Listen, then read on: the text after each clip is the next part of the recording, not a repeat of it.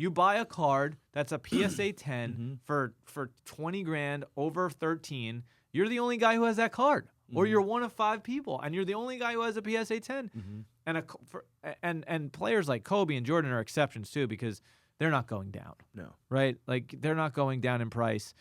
And now you also, if you do it on an auction house, you obviously set a new comp, but you do a private sale and people hear about that at a show. Oh, did you hear the PSA 10, Kobe sold for $20K? Like, now people on the ground know. That's what that card's worth. Yeah, the card can go up in other ways. Like, if the 8.5 sells and it goes higher than the last 8.5, then you're up. So listen to this. I don't know if I ever even told you this story. The Kurosawa that I bought years ago, I bought it for $16K, right? 16.5, whatever it was. Now, I thought it was a $50,000 card. Like, when I walked up to the table to get it from Curator, like, I'm like, this guy's going to want 50 grand. And this is before I had, like, a cool relationship with Curator, so I didn't know him very well.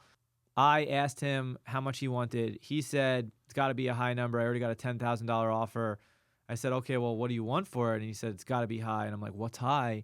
I got it, probably in the $20,000 area. And that's how we kind of started the negotiation. I bought the card, and I have no really intent of selling it, but the Lewis Hamilton that same week, his rookie Prism, his Superfractor, sold for 900 grand. So I'm not sitting here going, my Kurosawa is worth 900 grand, but I'm going, it's not worth 16, bro. There's no way this card's worth 16. Then I saw, after I shot this video, the box 3, 4, 5x in price. It went from $200 to $800 in like a 6-month period. Now, if my Superfractor followed the exact amplification of the box, it's 4x from when I bought it over 6 months, right? So it's probably $80,000, $100,000 card. Another Superfractor in the set. Now I have all these people reaching out to me, like, trying to sell me Superfractors in Star Wars #1, and 2, asking me questions like, hey, do you think this is a good buy?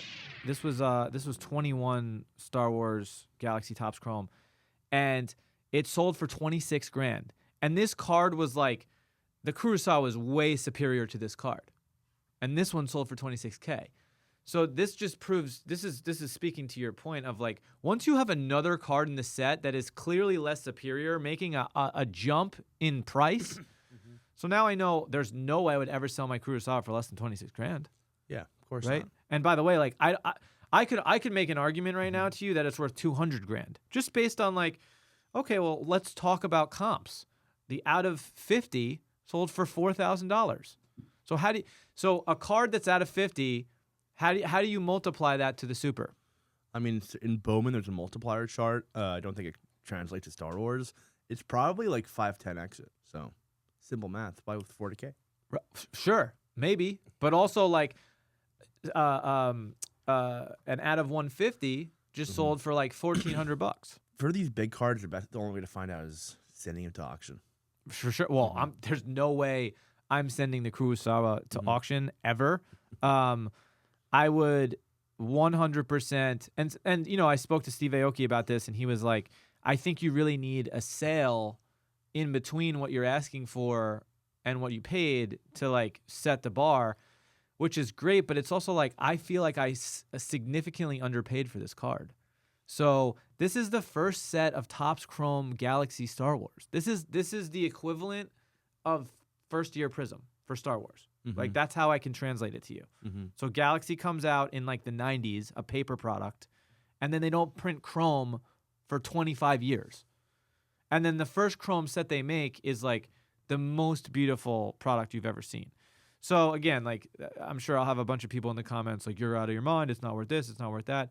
But this goes back to the whole point of, it's worth whatever Star Wars collector who has a big bankroll wants to pay me for it. And if he says, I'll give you X amount of money, listen, the offers that I've got are a joke so far. They're like 20 grand from 5 different guys. And I'm like, there's a video of me buying this for 16K and 21. And you think I'm going to sell it to you for 20 grand? Like, and by the way, like, I love the card.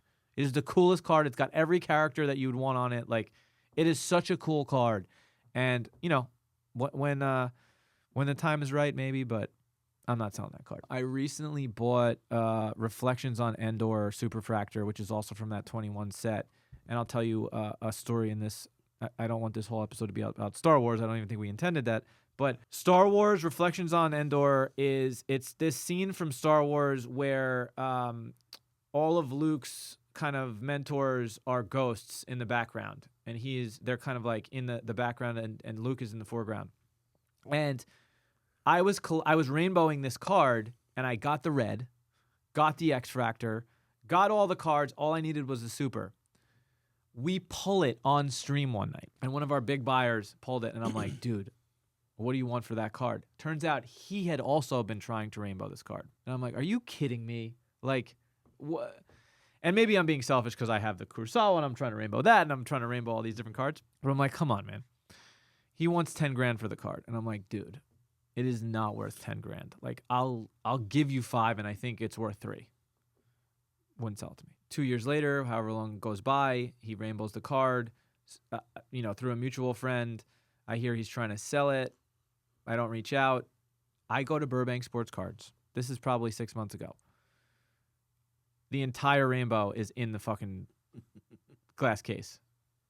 I go right up to my buddy Ryan at Burbank, and I'm like, dude, how much do you want for this super? I get it for $2,800.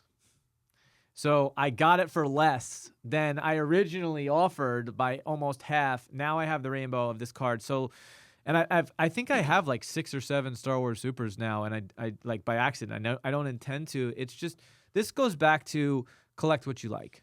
Right? And Star Wars, I love. I've always been a big fan. Like, I grew up popping the VHS in front of like a 20-inch TV at my, grandma's house, and that's how I watched Star Wars. I would just sit there at 5, 6 years old. And by the way, like, Star Wars came out 10 or 15 years before I was born. So, I'm a kid 15 years later after the movie comes out watching it, and that's just like a memory I'm always going to have, and that's why I'm attached to Star Wars cards, right?